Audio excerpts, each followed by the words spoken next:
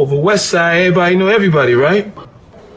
I got nothing but love in my heart for West Side niggas, nothing but love. Live from Detroit, live from Detroit, live from Yeah. Pink suits with hats to match. Big crocodiles and Cadillacs. You looking for the fattest sacks. This is where it's at. Windows tinted, seats fully reclined. Keep your hands on the burner, cause niggas know that it's money on our mind. Yo, what up, though? It's your man Jay Johnson, aka the tinfoil hat Titan, aka the conspiracy realist, aka the technology snob, Steve Jobs Jr. Don't text him with your green bubbles, aka only debate my equals, everybody else I teach. Also known as Juice, because all the hoes say J.U. Ice, Young Caesar, because you know you can't roam without me. Mister, if you don't like me, fight me. I got kicked out of Noah's Ark because they couldn't find another animal just like me, aka West Side T'Challa, the new leader of Wakanda.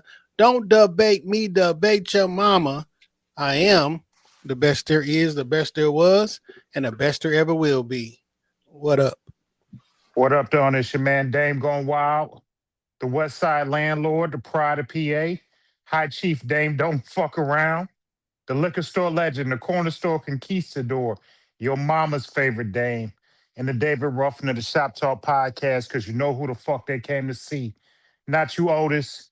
It's no better than these four letters. Thank God for Dame. And if you're speaking on Dame, you better say it nice. And if you don't put the boss in front, then bitch, you're not saying it right. It's the Honorable Judge Boss Dame and this bitch. All rise. I am a motherfucking black belt, and it is time for the Kumite. Let's go. Intro indigestion will never stop if you don't stop eating when we're doing the intros. Yo, welcome back. Shop Talk Podcast, episode 502. On you, hoes. And we back up in this thing. What is this horrible toupee looking thing that you have on your head, my friend? First of all, this is a trapper hat. What do you trap with it? The hose. It looked like something that was taken out of a trap. The hose is what I trap with it. It's 100% beaver ass. I don't know, man. Sounds weirdly creepy when you trapping the hose. They want to be trapped. I don't know, man. I ordered this hat off of Amazon thinking it was going to come looking one way. And then it got here and it was completely different than what the picture looked like. So I'm going to blow dry it out tonight, see if I can get that good look, get that good luscious flow on it, because we're supposed to get 6 to 8 inches of snow here in Detroit tomorrow. Really? Yeah, nigga, you have not been watching the news. No. About 6 o'clock throughout the rest of the evening is when the snow is supposed to hit.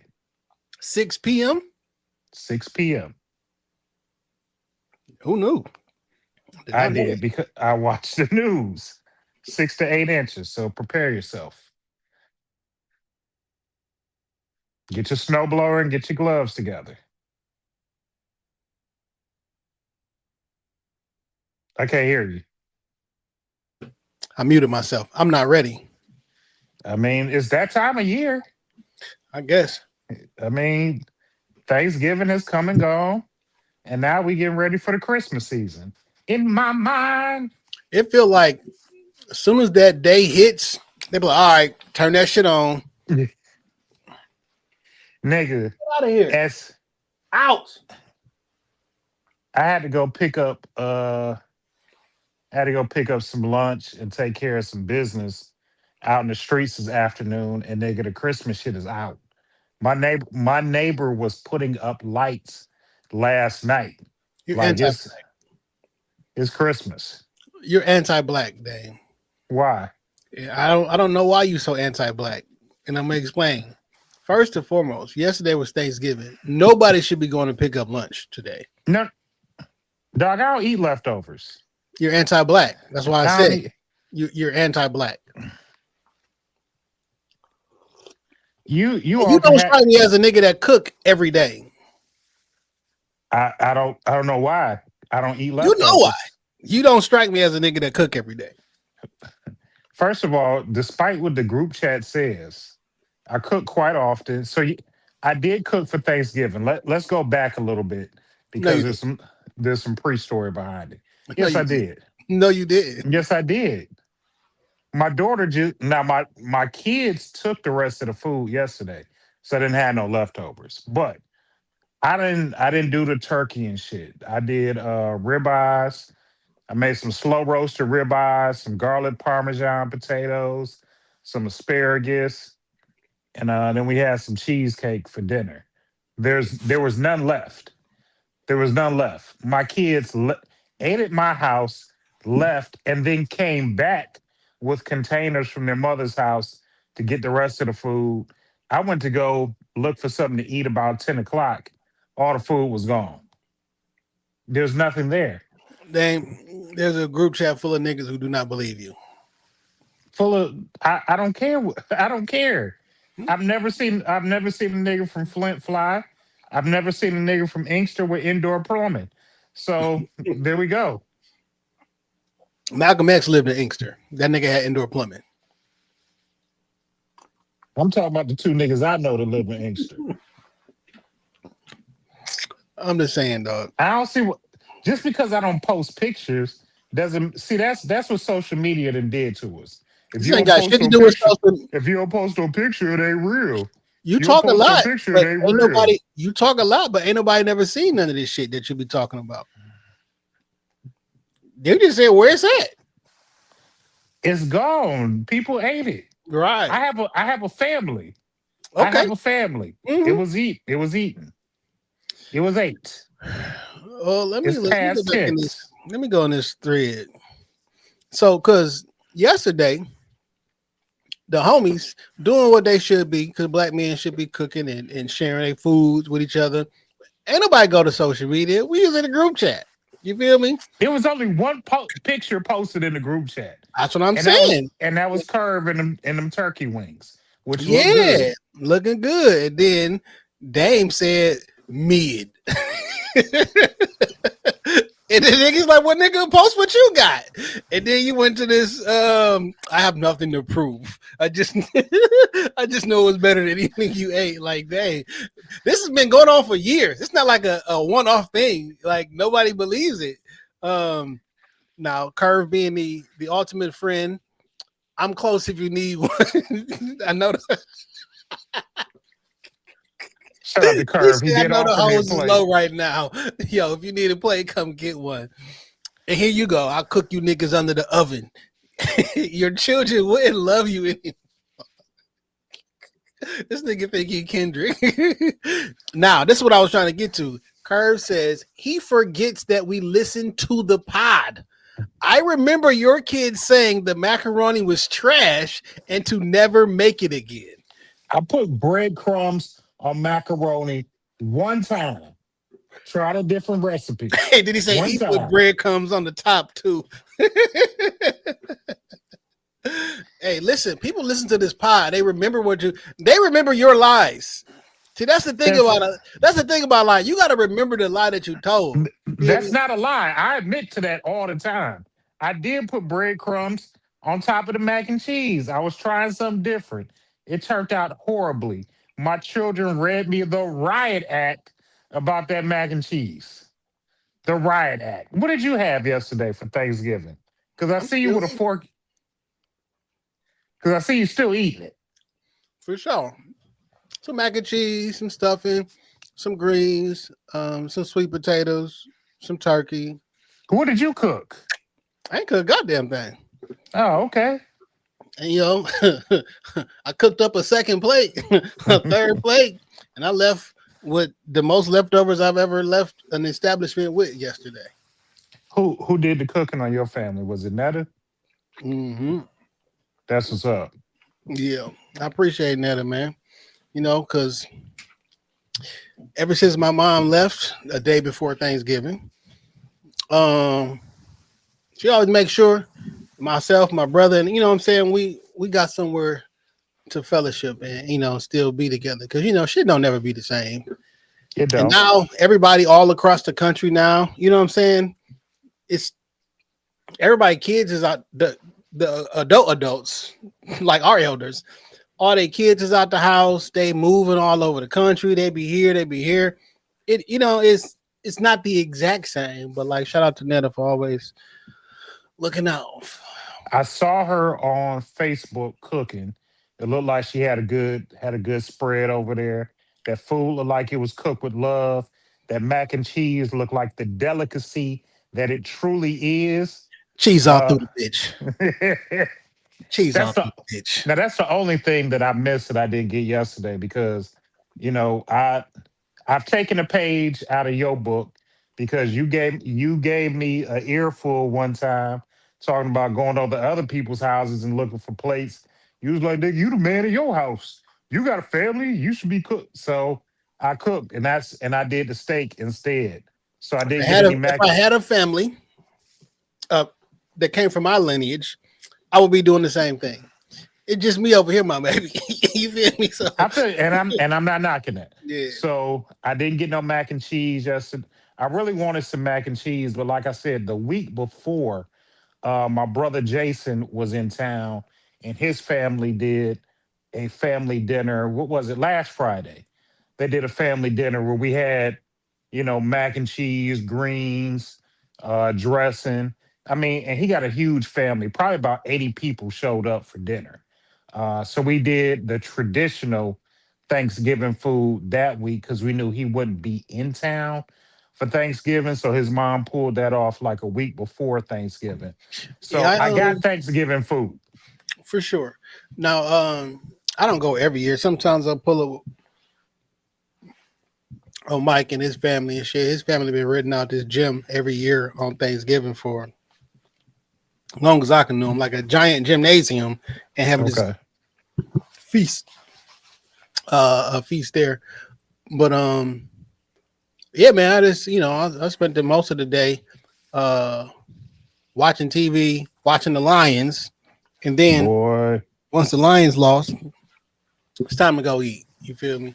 I love my Lions, but they got some holes that we ain't gonna be able to fix till free agency. We need some help on both sides of the line. Yeah, We need some help on both sides of the line. But that's still my team. I've lived through terrible Lions teams. I'm not going to turn my back on them now. We'll bounce back. We might scoot into the playoffs. Might get that wild card, but we'll bounce back next year. shit, we're gonna have to win out, Yeah, and I don't want to face Dallas next week because Dallas is on it's a fire right danger. Dallas is a dangerous game, and don't we play in Dallas? Yeah, that's a dangerous game. Uh, but I got faith in my boys. Look, man, my Lions playing decent. My Pistons, they just lost their losing streak, but they playing good. Got a good young core. now. You know, I don't think I think Dan Campbell does a bad job at play calling, and I think he does a bad job at like actually managing the game. And we've been accepting it, and because like Dan Gamble, it'll work out until it don't. Because every year it end up don't, right? And they be like, "Well, this is the thing that got us there. We got to keep going." No, the fuck you don't. Kick the I fucking field goal. Like, what are we I agree doing? with you. Dan Campbell needs to be the head coach and not the offensive coordinator. And we don't have to go for it every fourth down. Sometimes we just need points on the board. Now This I shit, get it. If that's it's ego. for It's ego I think it's some of that like well, this is what got us here, but we also need game management. for sure. And we don't need to, I'm a football fanatic. We don't need to go for six every time we need get near the goal line. Sometimes we need three, and we just gotta. Football is about managing the clock and managing the game. And sometimes you just gotta manage them 3 points. And like, all right, fellas, next time around, we'll do some shit different. Hopefully, we'll put a touchdown up. But to walk away with nothing is always gonna have Multiple people second guessing you. multiple times when there was 3 points available, and when you don't make it or don't punt it, you get these niggas like the field position is like crazy. Like what do you? I don't know, man. I don't get it.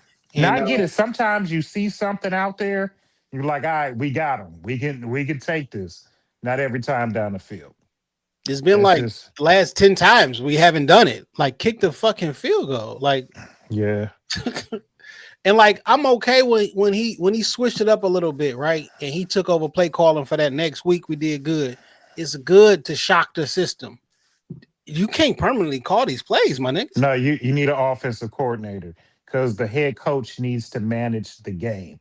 You can't do it all. And I love that Detroit grit. I love Dan Campbell for what he's done for my Lions. Nigga, you're gonna have to get it. There's somebody on the offensive side that's capable of running the plays. One of my Somebody. men said like he's a great stopgap coach, like to get us to the level, and then Oh yeah. somebody who know I don't want to say know what they're doing, but like That's not where he excels at. Manage the game, and as any good leader, yeah, it inherently you think you can do it all, but you got to delegate. Sometimes you got to pass off responsibilities. I think he is a great emotional leader, and you can get niggas riled up and to perform for you. And that's really good because you'll get niggas to run through a brick wall for you and everything like that. That is only going to take you so much or so far. At some point, you who have the X's and O's type of shit. You know what I'm saying? Like, not X, well, yeah, X's and O's, whatever. Yeah. But you got to know some shit. And he knows more than I do. You feel me? Clearly. Let somebody else. It just comes down to one thing. Dad, you can't run the offense every week. You just can't do it, bro. I love you to death.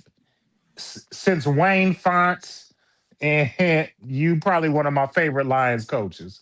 Let's pass it off, bro. And it's okay. It's and I okay. hate what's dude we had here? Black coach. We had him for 3 years. He went to the playoffs 2 out of 3 years, and we got rid of him. I can see his face from the cold. Yeah. Oh man, I can't. Is Jim something? I don't know why we got rid of him, dog. He made it to the playoffs 2 out of 3 years, and we got rid of him.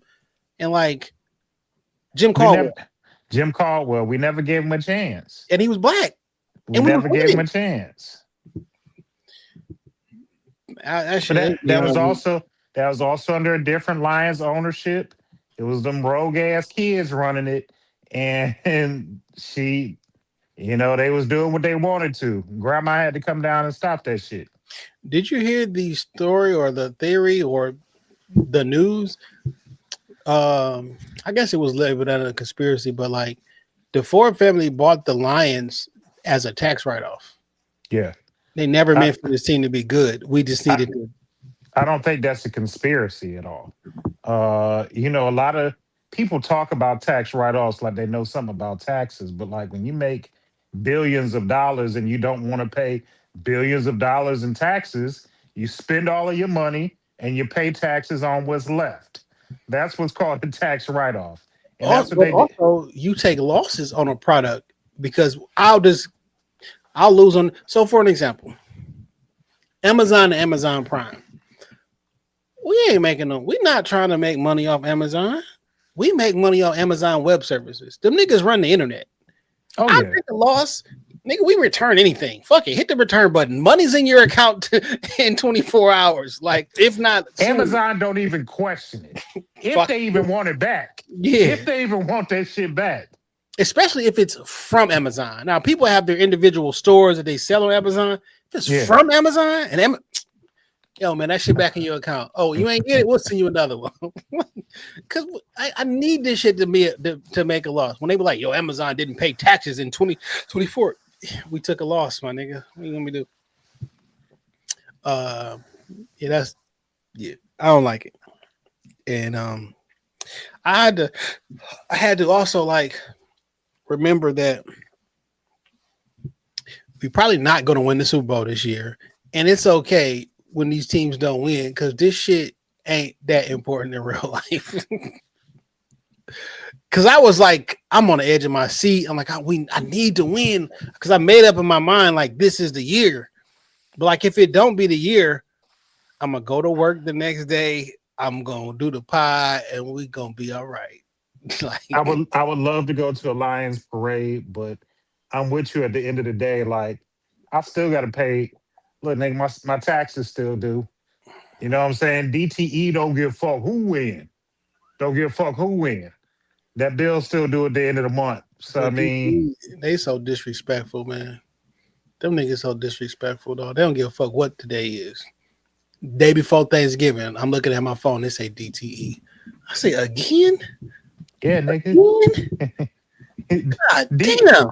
DTE like a bully. Yeah, bitch. Every time Yeah, I bitch. Give me your money, bitch. see that on my phone, I hear doo doo. I hear the bike creaking up the block.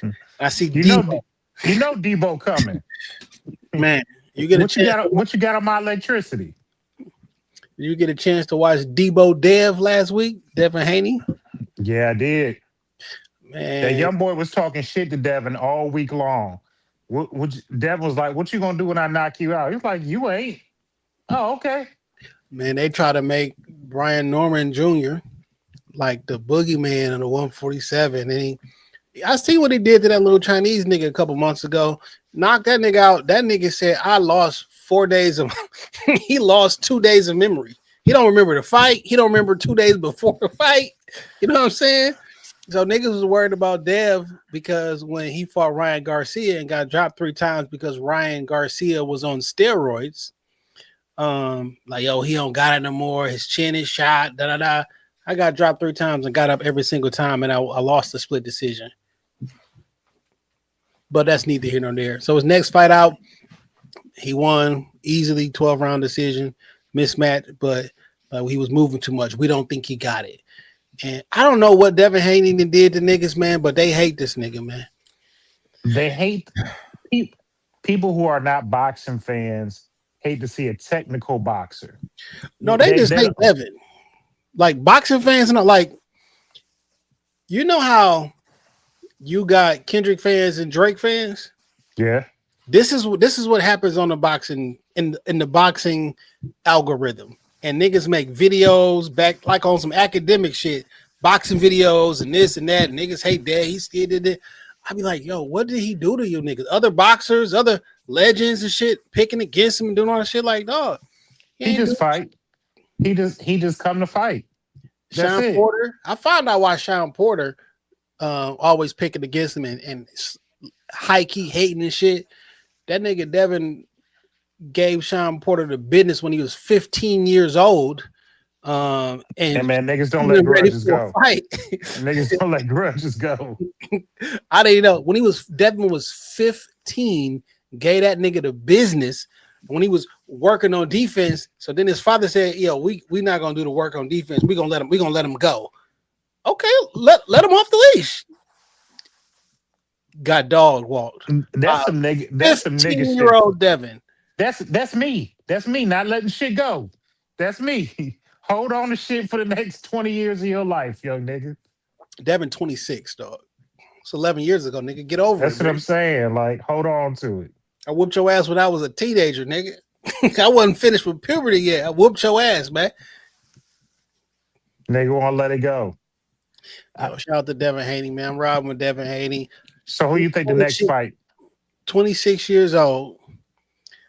3-time champion, 3 different weight divisions. The youngest undisputed champ. I had all 4 belts in the same. You know, the belt that Tank Davis got ain't a real belt. Yeah. Because Dev was undisputed in Tank's class. Tank Davis has never fought another champion for a belt. Fake nigga.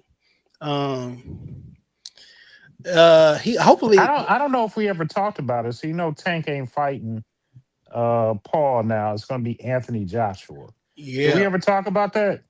I don't know. I don't think so. But I'm so intrigued by this Jake Paul Anthony Joshua fight because Jake Paul should die. You feel me?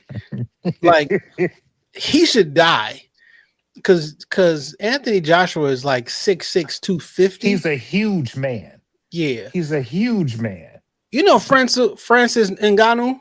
Yeah, like the biggest, strongest UFC heavyweight champ, all that shit. Yes, he tried to box and fought, and he got hurt.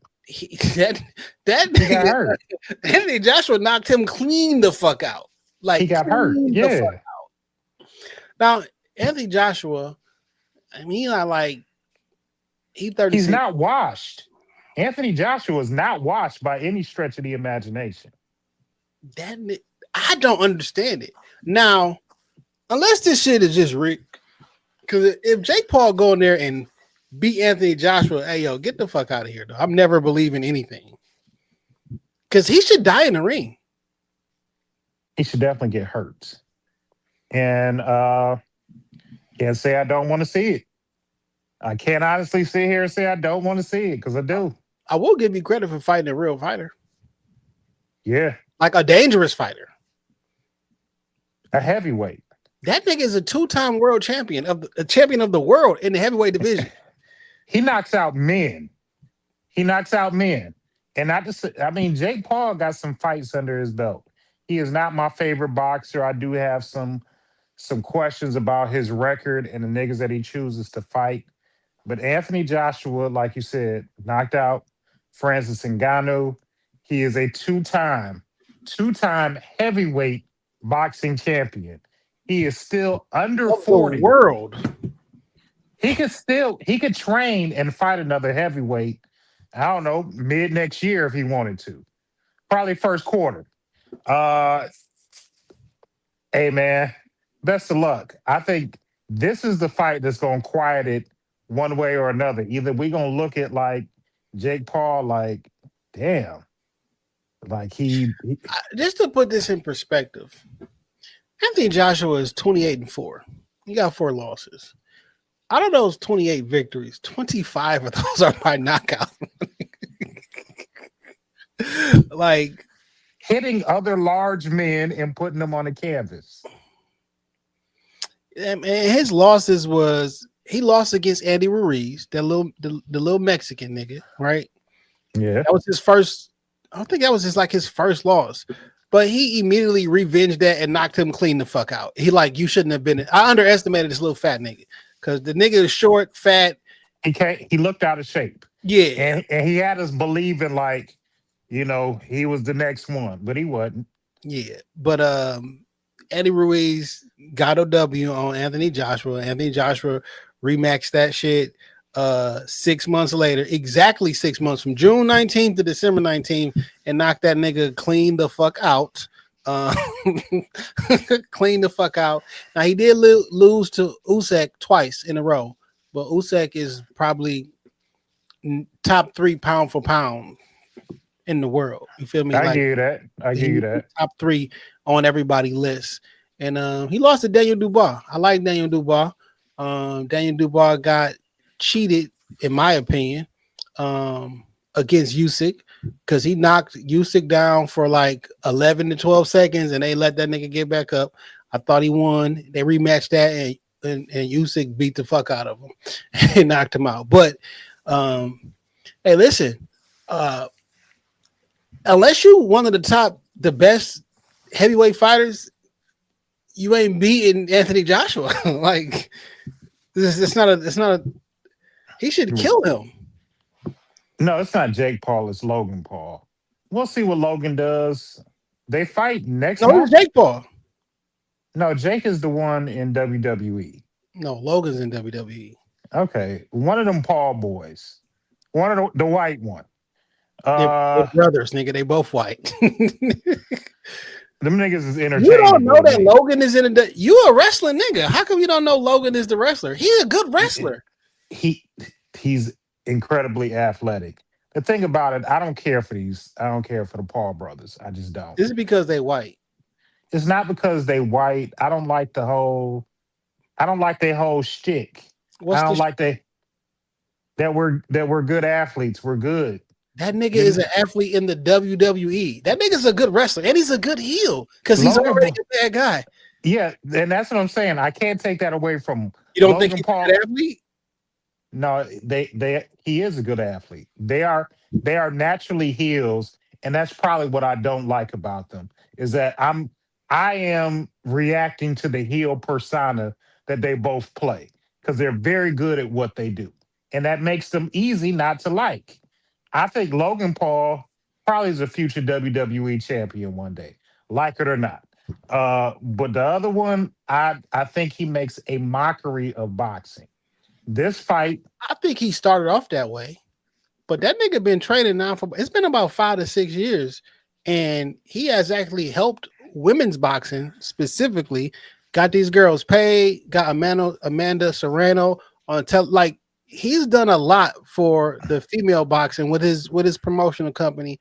And I used to think this shit was just a scam or whatnot, but like he been taking this shit serious. Do I think he's some like all world beater or no shit like that? No, but everybody who's making a career fight bums until they fight a nigga with You got to. I mean, you pad the numbers up. You go in 36-0 because you've been fighting niggas in the back of bars for the last 6 years. Yeah. So I mean, you gotta get the muscle memory in. You gotta be like comfortable in tiny amounts of danger. You're not in no real danger fighting all these. I won't call them bums, but like unknown talents. That's the better way to call it, right? Because these niggas really do be in there fighting for their lives. They just unknown talent. Hey, it's Melvin at work at the bar. You know what I'm saying? Like he got a nigga. Melvin could fuck you up. You know what I'm saying? Like I was real cool with we used to work with a guy, and he was good friends with Tommy Hearns Jr., who was doing the same thing. Tommy Hearns Jr. was fighting, a lot of bums, and I had the opportunity to go to several of Tommy Hearns Jr.'s fights. Nobody with a really credible chance of beating him, but like you said, you can't spar forever. You got to get in the ring and fight another man to kind of test your mettle a little bit. The majority of boxers in the country and the world fight them fights. It's like the 1% you see on TV. Even niggas like on an undercard or some shit. Like the majority of boxers never make it on television. They just I'm not on the right promotional company. It don't mean that my skill level wasn't there. I'm good, but this is the best talent that I can get because this is it. I'd have been to so many fights at the Dearborn Civic Center of niggas that you'll never hear of. Yeah, but it's just good box. Myself, I like live sports. I like boxing. It's just good boxing. These niggas most of them will never make it on a HBO or ESPN. Just good, solid boxing. So I get it. But this one should be the one where the Paul boy silences it all. Whether he's a credible, if he knocks out Anthony Joshua, he'll be a giant killer. If he gets hurt in the ring, we'll all know that. No, people gonna give him like so. I'm trying to make sense of this, right? Me making sense of it is you want respect. He's actually ranked in one organization, by the way, like 14 or some shit. I don't know how he got ranked, but like you go out there and fight this nigga, people gonna take you serious. You don't even gotta win. You just gotta survive. You gotta not get knocked out against Anthony Joshua, and people will give you credit because not a lot of niggas get in the ring with him. Like I'm not just anxious to get in the ring and possibly get my head knocked the fuck off. You know what I'm saying? So hopefully it ain't no deals going down. It's not like Anthony Joshua need the money. This nigga make $50-60 million a fight. He's like, I don't know who I can compare him to because he's from the UK, but like if you ever seen one of his fights, he's coming out of like Dallas Stadium with like he like Ivan Drago in the Rocky movies. Like the entire stadium is there. It got its lights, it's pyrotechnics. Like this nigga is like it's pageantry. Yeah. He's and a draw. He's a draw. The women like him. He's a huge man. Pause. Like he is like the package. Pause. And so it's not like I'm down on my money. I need to. He's gonna get paid a lot of money for this fight, but like, nigga, I got paid $80 million fights, multiple. Yeah, I'm straight either way. Yeah, I'm straight. You would probably have to pay me a lot of money to take a dive when I'm up M's. Like, let me see how much this nigga made in his career. How much has Anthony Joshua made? Probably about 200 million.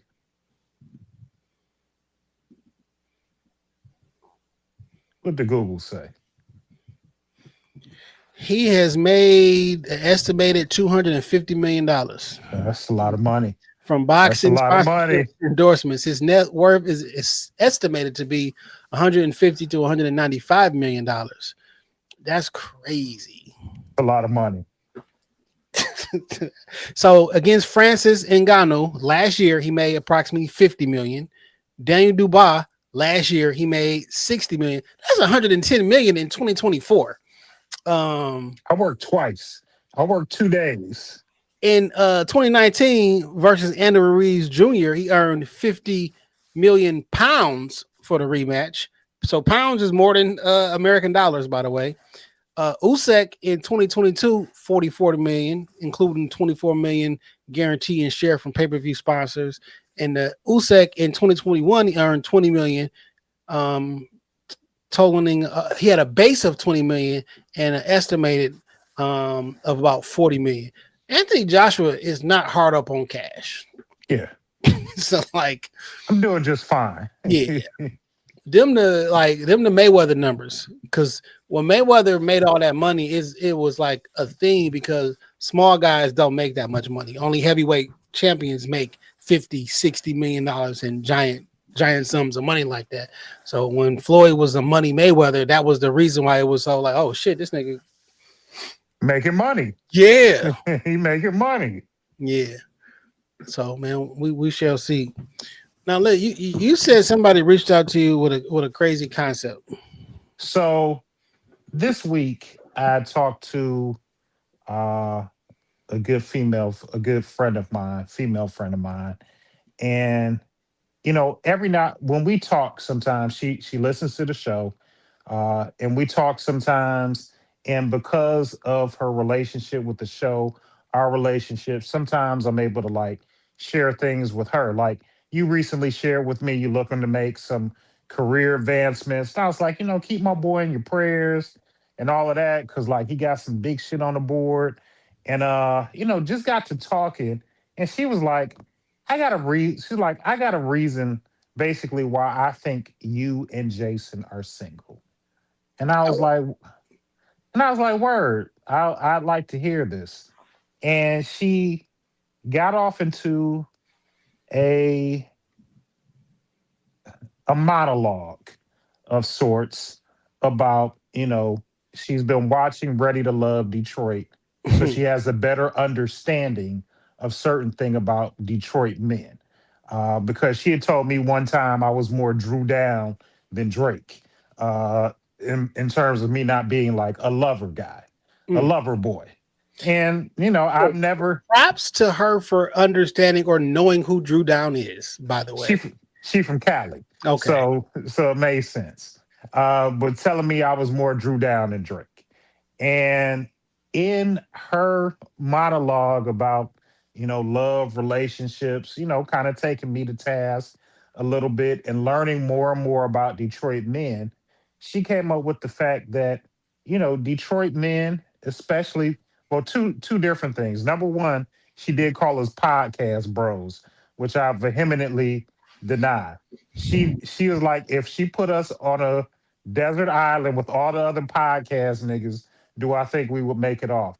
And I said the only two niggas that might give us a challenge on the island might be fucking Cam Newton and it's another big football nigga. But other than that, we knocking niggas out. Gillian Wallow knocking them out. Joe Budden podcast beating their ass. Yo, Anybody else? it's another podcast who used to be a part of them. Now they doing podcasts from restaurants now. They've always taken our swag. That's a whole nother thing. Yeah. But then she went on to say that, the reason why me and you are single is because we have had too much variety in our lives. We've never had to work hard to gain the love and attention of a woman. And in Detroit, and she just used this with me Well, that's comparatively. absolutely not true for me. Hold on. And in Detroit, and she used this as me as comparison. She said you fuck too much and you had too many babies. She's like, you can just do what you want to. You never have to work hard for a woman. And when a woman requires that you work hard, you can just go get another one that you don't have to work as hard for.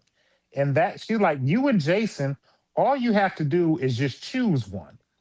There are plenty of women in your lives that want to be a part of whatever you all have equally going on.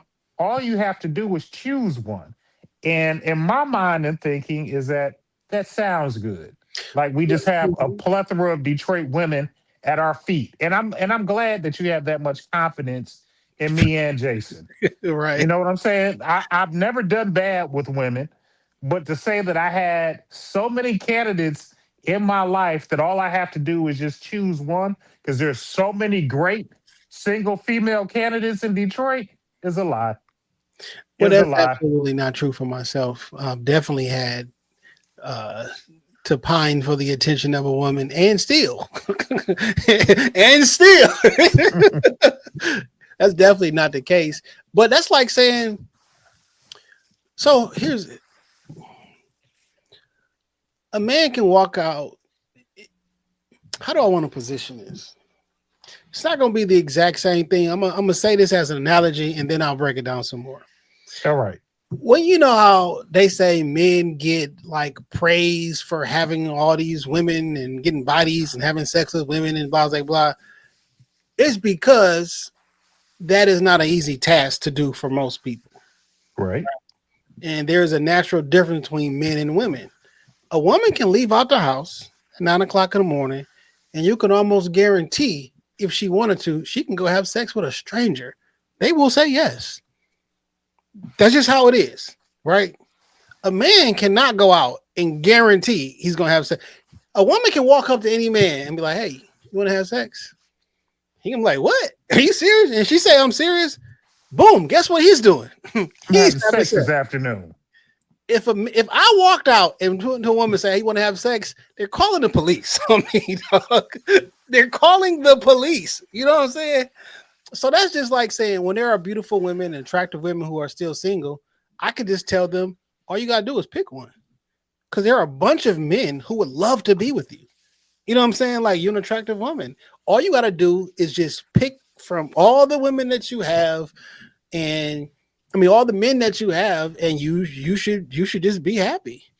But what if you don't like them back? And that's the problem that the women have, because I don't like these niggas. Like, so like the idea to just say one, as if I got like a whole Rolodex of women on deck, like you know what I'm saying?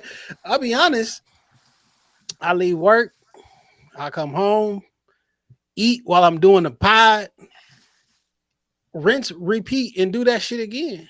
So she made it seem like because we both have talked about our dating lives on the pod. Some of my dating stories are better than others. I know, a healthy amount of women, and I know a wide variety of women, from professionals, women with degrees, educated, beautiful, short, tall, fat, skinny, thick, small, whatever type of woman that you like. And yes, while I have dated, I will say for to toot my own horn, I don't go talking about all of them, but I've dated some beautiful women here in the city. And I've had conversations with you about women that I've seen you date, and I'd be like, "Damn, Jay, like she looked like she mark off all the boxes." But in real life, I don't know if they crazy. I don't know if they good people. Some women have a commodity that is always valued. And nobody ever told y'all that y'all good women, or that you got great vagina, or that you just every man done fumbled you. Nobody told you that. You told yourself that. And some of y'all got that self-inflated ego. Like, yes, I've dated some beautiful women.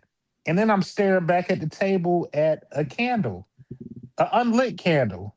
They just sitting there and they look good and they smell good, but I like mean, they have no substance. They're terrible people. They looking for help. They're not looking for love. They got bad man, credit. They make bad decisions. I mean, all that is true and can be true for male or female, but man, a lot of times I just don't be dating. It be periods of time I'm celibate. I'm not dealing with y'all right now. Cause I didn't waited so long to have a child, right? I don't fuck around and get one of these rats pregnant. No, I'm not fucking with you, dog. Cause I'm gonna be mad. Cause like at this point, I could have had one when I was 22. You know what I'm saying? Like Yeah. some people is good to me, but not good for me. And I'm straight. I will pass up more than I will take because It's funny. I've had several women reach out to me like, Jay don't Jay don't want to be with nobody. Jay don't want no kids. I've said my homeboy absolutely wants to be married and have a family. He don't do he just want kids? No. no. Does he want a family and a wife?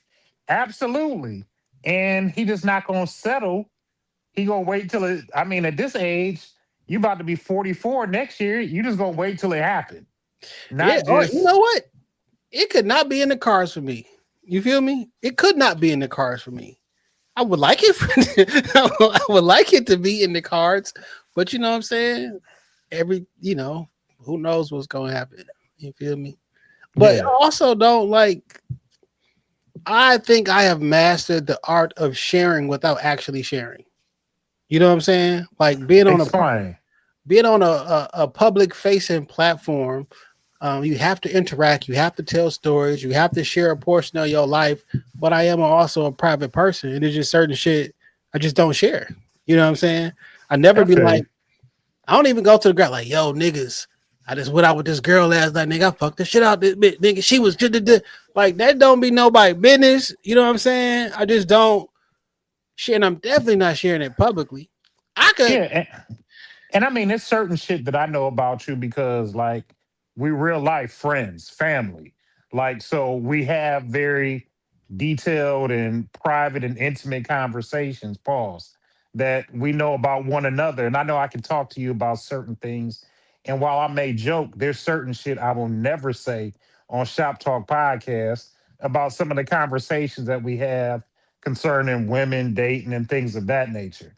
And So, just how like dudes be looking a certain way on the internet, and y'all date them and be like, this nigga is nothing like what I thought he was. A lot of women be that way as well. Like it looked one way on the internet, like yeah, like this is a horrible person. Like this person cannot be trusted. Like or and that was one of the things that I came up with because I was talking with somebody else that I knew, and she was talking about things that I said on the pod, and I had to stop her. And I was like, Dame Gone Wild, while that is me, it is an extension of me. I was like, you very intimately know Damon. You spent quiet time with me. At one point, we spent alone. Like, me. And you know that, like, from the private interactions that we've had, as opposed to the things that you hear on the pod, are, not necessarily one and the same all the time. So, like, if you are going to get in, I don't want to say get in your feelings, but question things that you hear about on the pod as opposed to what you experience, like this probably not gonna work. I feel like when we be potting, I don't get on a podcast and lie because Yeah, that's not just at not all. yeah. But like it's almost like a comedian who has something that happens in their life and they tell it in a very interesting way. Whereas like, did that happen? It probably did, but did it happen? It's like 80% truth, 20%, a little bit of sauce. I had a Yeah. little lorries to it. Or if it's like off the cuff, you know what I'm saying? Or like you say it for like in my actual life, I don't call women bitches and hoes, right? But like when we on the pod talk about we say that like it's just funny. This shit sound better. Be like, yo, where the I, hell is that? Like it shit just sound different. But like I I mean, don't I don't walk into a room like, yo, who's that bitch over there? Like that's not like in my actual vocabulary. You know what I'm I saying? Like definitely had a bad moment this week where I was on the phone with somebody that we mutually know, and I definitely said bitch to a motherfucker 8 times in a row. She counted it off, but the oh, motherfucker was making me mad. I think it was in this group. I think it was in the Royal Roman group. Somebody said something about a girl, and I was like, a woman. I was like, man, I can't stand that bitch. And somebody responded like, oh, you must really hate her because you don't talk like that. Like that was the quote. You feel me? Yeah. But on the pod, it be a little saucy sometimes. You feel me? Like Nah, I say the bitch word. Now, just don't take me there. I say it. it's not like I don't say the word, but like it's just not whatever. So I be using. Don't worry, Jay. I use it enough for both of us, for personally and professionally. Shit. um, but I appreciate y'all for tapping in though. And I think about this shit all the time because I listen to podcasts or I listen to you. I watch YouTube more. Shannon Sharp and Cam Newton. That's what I was thinking we might have a little trouble with. I'm not gonna have no Anybody else on trouble with Shannon Podcast Sharp. Island, well, I'm beating their ass. I'm not scared. Dame. Now you didn't told me. Man, that motherfucker gets on my goddamn nerves, dog. I really can't stand that motherfucker, man. I'm watching a clip with him and T-Pain. And the clip is labeled T-Pain says fuck DJ Khaled. And that made me click on that shit too. And T-Pain never said it. Never said that shit, dog. You gonna get me in trouble. Like, shut the fuck up, man. They were sitting on lawnmowers having that conversation. I don't know, man. They were sitting on John Deere lawnmowers having a conversation. I be forgetting this that nigga like a 60-year-old man trying to talk to young mother. Like, that's why you got caught up in that young girl shit. Cause you an old ass man trying to be cool and trying to be young, and I kind of I'm staying in my lane. I'm not fucking with the kids, okay? I just stay in my fucking lane, dog. And he a weird nigga to me, dog. I used to fuck with him heavy, but when he was on First Take and he started putting that motherfucking the stocking cap on and doing the Hennessy shit with the motherfucking Miles in that yak. Yeah. I'm like, no, you didn't turn. No, you being funny with it. Like, this not. I ain't like that shit, dog. And then over time, when that nigga Skip said, put your fucking glasses back on. That nigga said, put your fucking glasses back on. Yeah, it was over, man. I don't. Go get your shine box. Yeah, I don't like that shit, dog. But I don't know. So what I was saying, I do watch a lot of other podcasts and shit, and I do be feeling like I know these niggas though. You know what I'm saying? Because you feel like that sense of, and you know them on a level, but I be like, I don't know these niggas though. I be wondering, like, is this the real you, or this is? And that's how I just kind of take us. Do I, or that's how I want people to kind of take certain things with us. Do me and Jay both desire to be in loving, fulfilling, fruitful relationships? Hell yeah. I would love to get married again. And she was like, And when you say get married again, you make it seem like some far off thing. No, I don't want to get married 10 years from now. I want to still be able to buy another home, enjoy my wife, have sex with her a couple times a week, travel, be healthy, like do all the shit that niggas want to do with the wife of their youth. I don't look at getting married as like, oh, when I'm 55, nah. If What's crazy is like there was a time frame where you can be like 55 and that sound like some way off far along place. That's 10 years, my nigga.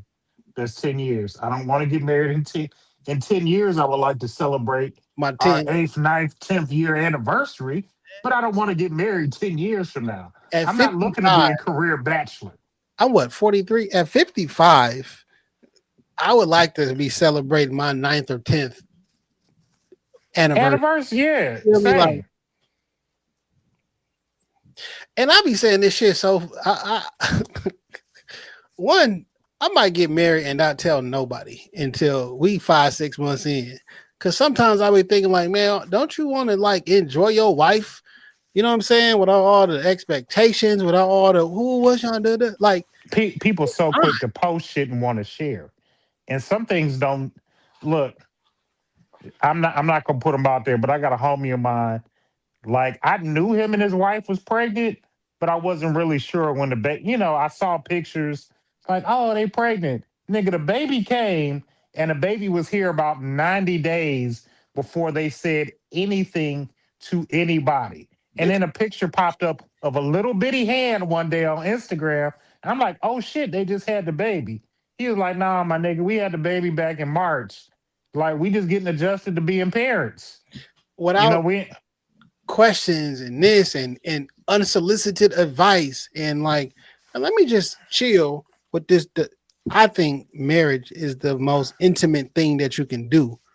You know what I'm saying? And like, Picking a partner for your life is one of the most important decisions that I make as a man. Now I did it once, and I really feel like I made a great decision in the partner that I picked at that time. While marriage did not work out, she she might gave me not a have she might not have picked the best partner for her at that time. absolutely. But I can honestly say about her, she gave me a solid foundation and she gave me a beautiful family. And I can never knock her for those two things. Brother Nur Muhammad says, after deciding to give your life to Christ, the God, you, Allah, whoever you, the most important decision that you're gonna make in your life is who you choose to be with. Yep. And um, most of the men in my life, my family, niggas got married at 18 years old, 19 years old. You feel me? Like damn near all of them. Now your pops came and My gave us pops, my brothers, my 18. aunts, my uncles, even my nephew. Like he was having a baby. I mean, every 20 years there's been a new Johnson, right? I A new remember he Johnson. was having a baby and he locked in with that young lady. Still locked in. You feel me? Yeah. Like, and I thought that was my path too. So the girl I was with in high school and after high school, my nigga, we gonna be together because this what This that's what what we Johnson men do. this is what we do. So when shit was not working out at all, I'm just gonna stay here because you with your high school sweetheart. You like this is what you're supposed to do. You and I was in a relationship. The person is a great person, good person currently, right? But we were just so young and inexperienced, and it wasn't Just life, my nigga. Just yeah, it life. wasn't a Shit. life. But like I stayed in the situation way too long. You know what I'm saying? And then I left a situation which was a great situation, but because of the one before it, I didn't even appreciate the one I was in. I thought that everything that they were asking me to do was so. Why would no? You trying to control me like the last one was trying to control me? You know what I'm saying? Yeah. Like, and you move into another. I'm in real life, you know, in my 9 years of this pod, notwithstanding, I'm a serial relationship person. I be in a relationship for a long ass time. Nigga, you was in a relationship, a long one when we first started the pod. Yeah, I'm in a relationship for a long ass time. Be single for a few, then getting like I don't. Yeah, this is the longest I've ever been single in my life. You know what I'm saying? So it is what it is. Love gonna find me in Jan 26, and then we'll make a choice.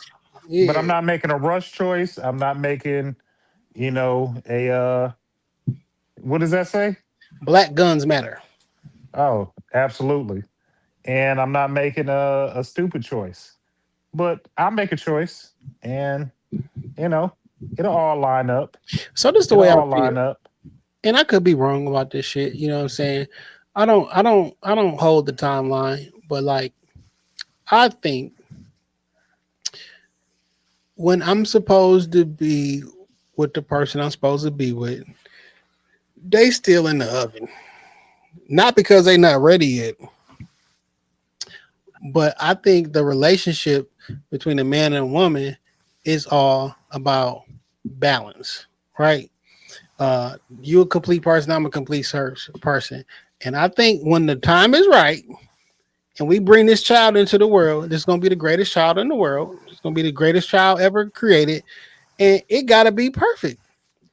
And not perfect as in everything goes right or anything like that. I'm talking about like it's going to happen when it happens because that's the only way that this child comes into existence. You know what I'm saying? Like when your mom and your dad got together and had you, the stars had to align. It's relatively difficult for a woman to get pregnant. It's a very short window inside of the month. You know what I'm saying? Like, I don't know. I keep hitting that window. I've hit that window quite a bit in my life. yeah, but I mean, there's a short window, and then the man gotta perform, right? And then all of them, out of all the millions of little soldiers that go through, only one get all the way through, and then once the ones get all the way through, it don't necessarily mean that that's going to be a viable. You know what I'm saying? Like it takes a lot, and none of this shit. I don't think, my personal opinion, this shit is just chance. Hey man, the Lord and nature are perfect. The Lord and how He set it up is perfect, and it's gonna happen. I appreciate people's theories and thoughts, and It made me feel like and I'm cared for. You know what I'm saying? Or people like care about my well being. they Because want like, to see us. They want to see us good. yeah, a That's lot of how I my look. They friends want and to see family, us loved. a lot of my friends, they want the best for me because I'm their friend, and they want to see me happy. And for the most part, my people who actually know me, they're like, Jay, you deserve to be with this and this and this. And when that situation, not that, I didn't force it with people that I should never be forcing it with because it's been so long. You know what I'm Yeah. saying? Like, nah, I'm gonna make this one work, and that shit don't work. Hey man, I told you. I told you who I want you to be with. Who I think you should be with. But so it's ultimately up to you. Shout And out to them. yeah, It's a two-way street too. You feel me? them too. Shout out to Love during the holiday season. My homeboy Sean got engaged to his lady. Shout out to him. I'm hearing through the streets. Might be another engagement on the way real soon. Shout out to that homie and his future, his future wife. Hopefully we'll have an announcement soon. And yeah, love is in the air. Yeah. You got a whose man's is this? I do got a whose man's is this? This shit is wild, my nigga. I want to hear it. This shit is wild. Let me see if I can connect this phone real quick because I'm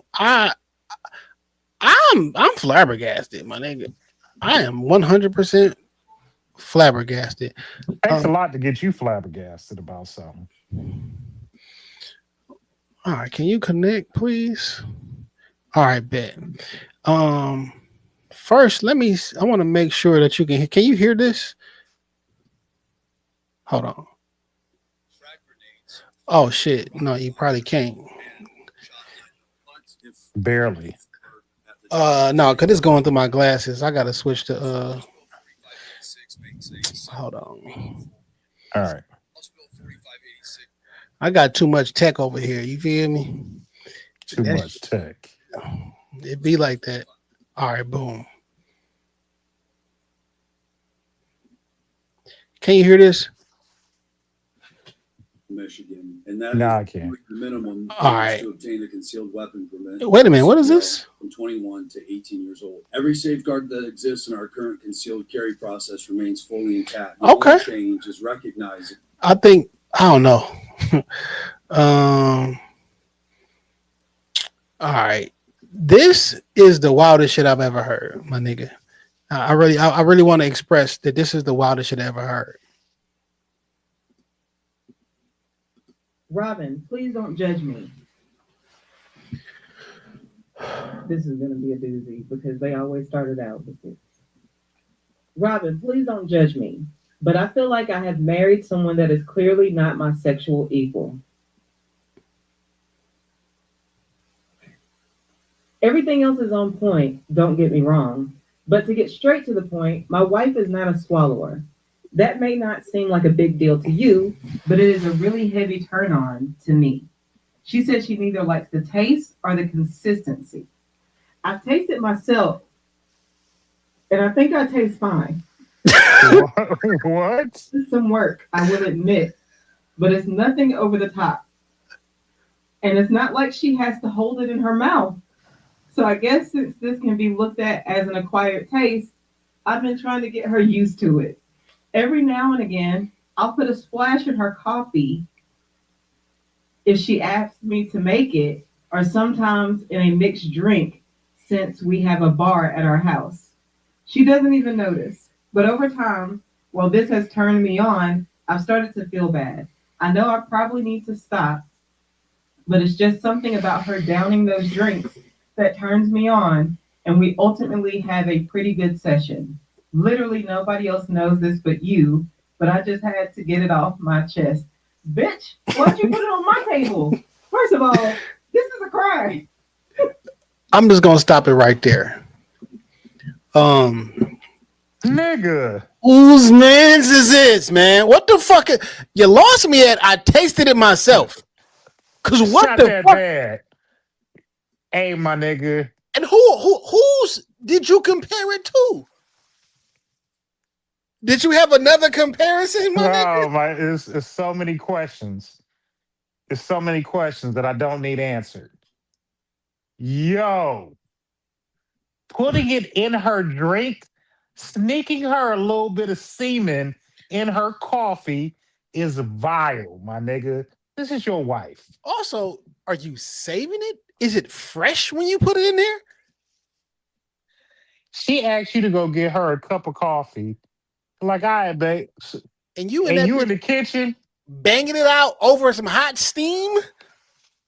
This is insane, dog. This is This is diabolical.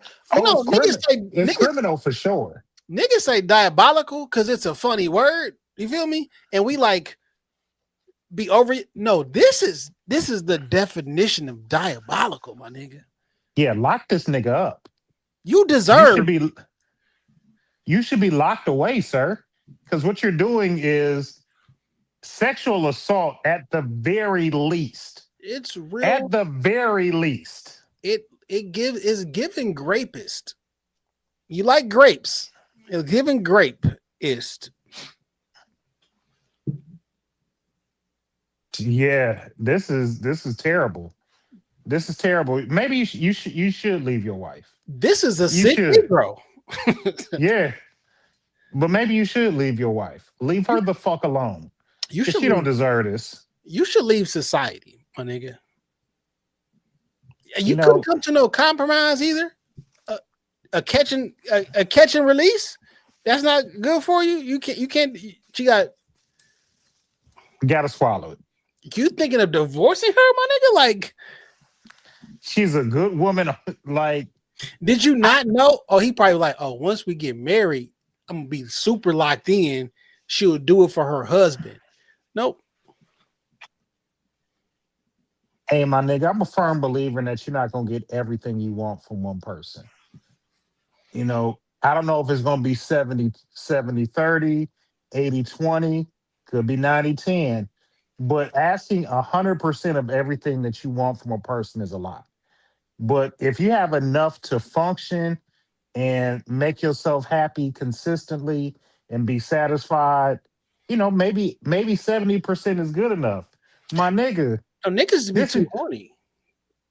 that's the downfall of man.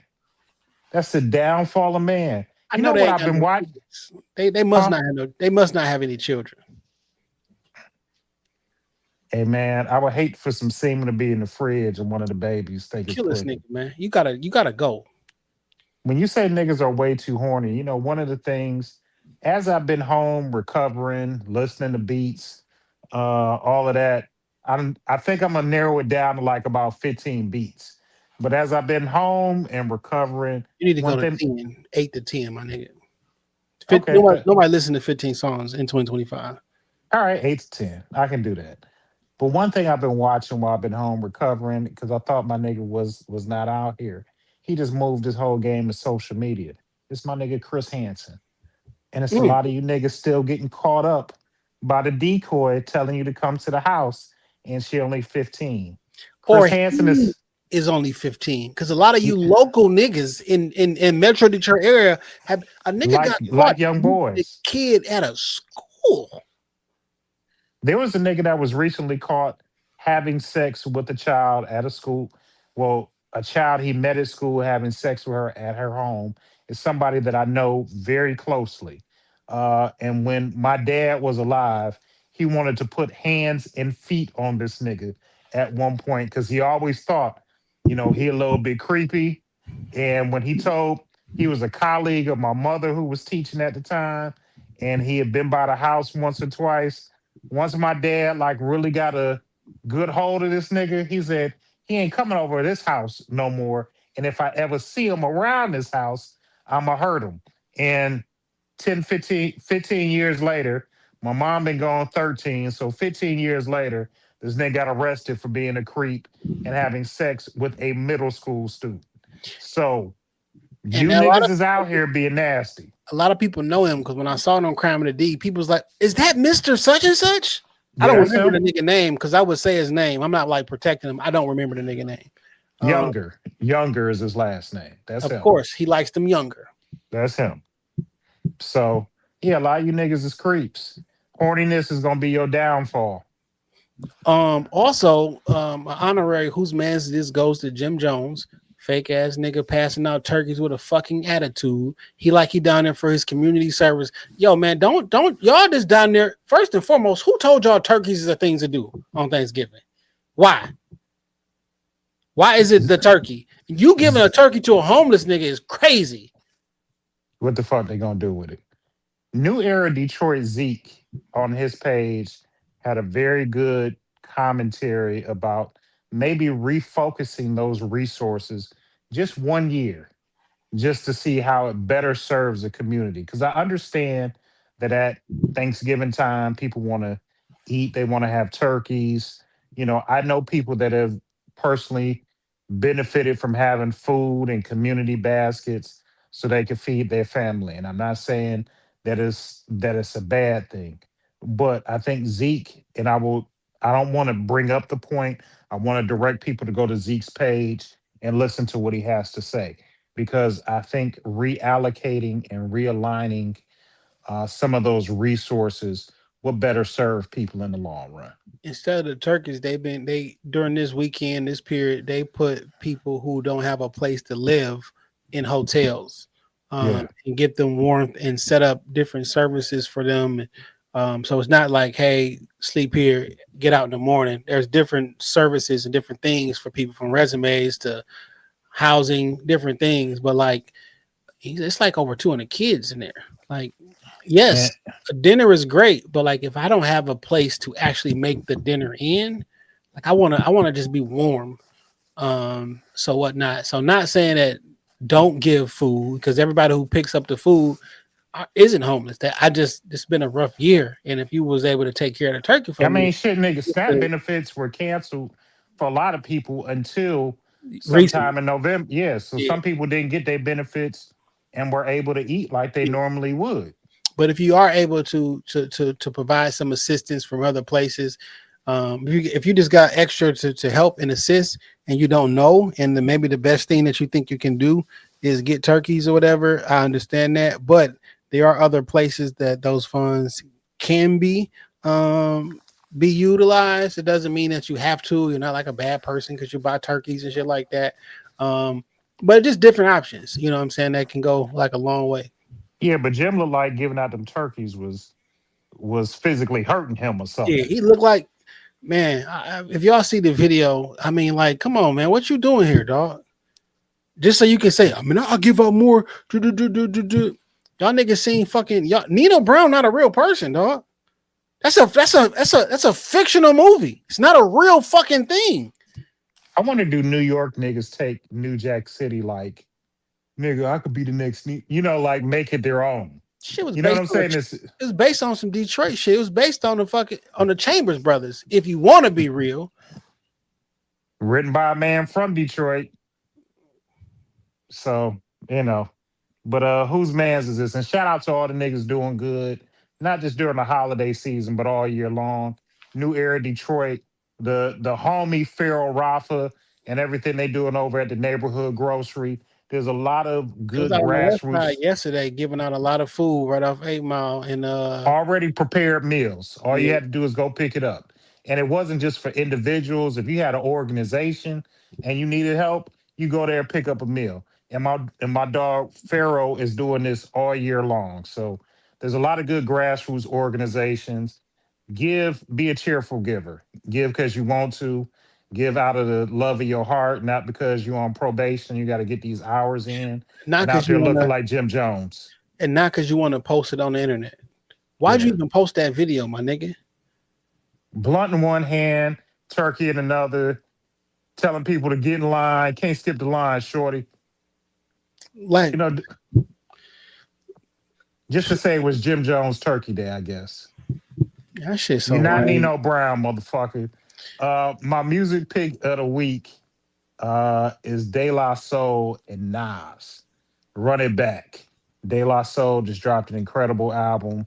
It's really good. They got a lot of good features, Common, Killer Mike. And if you listen to the roll call at the start of the album, I can't think of his brother's last name. He was on Breaking Bad, Giancarlo.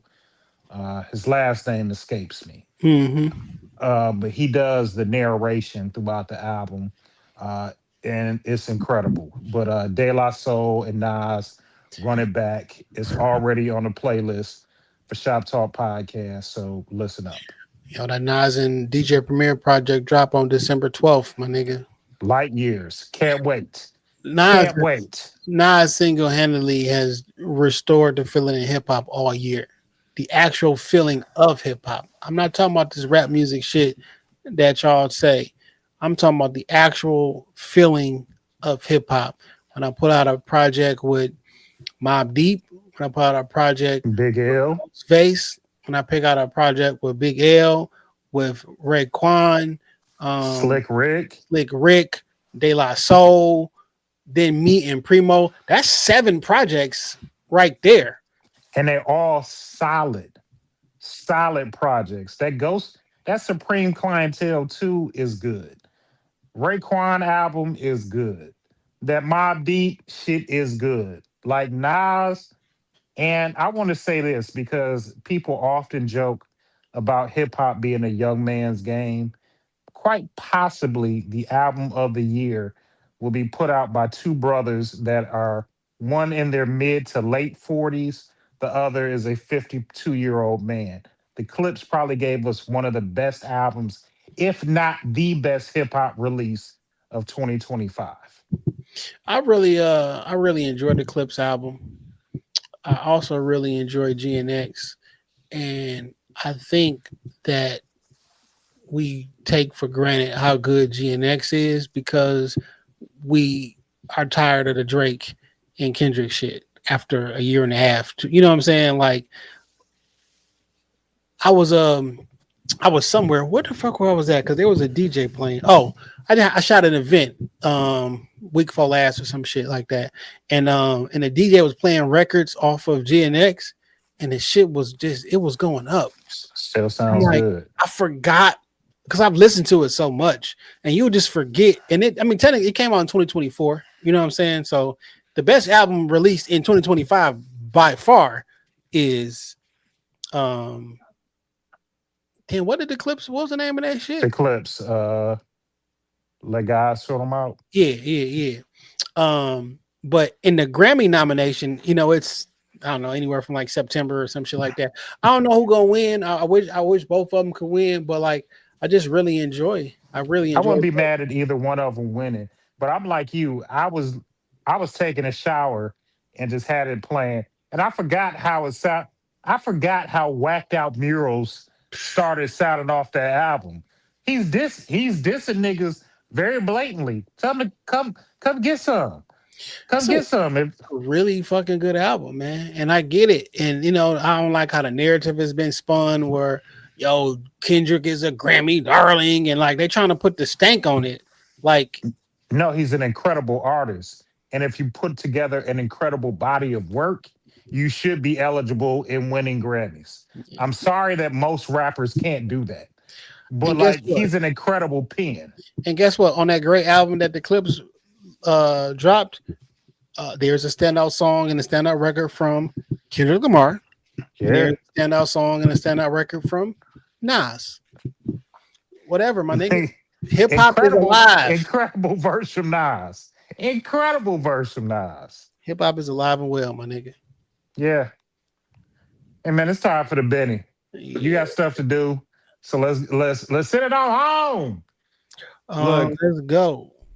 It's your man Dame going wild on everything that matters. X, IG, TikTok.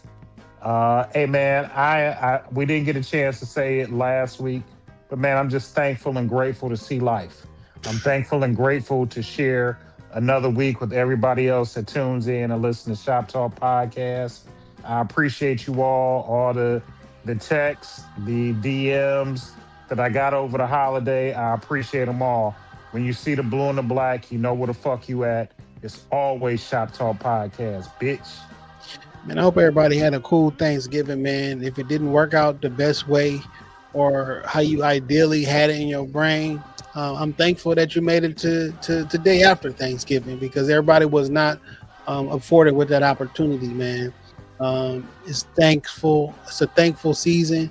And as the good word says, in all things, give thanks. When you see the blue and the black, you know where you at.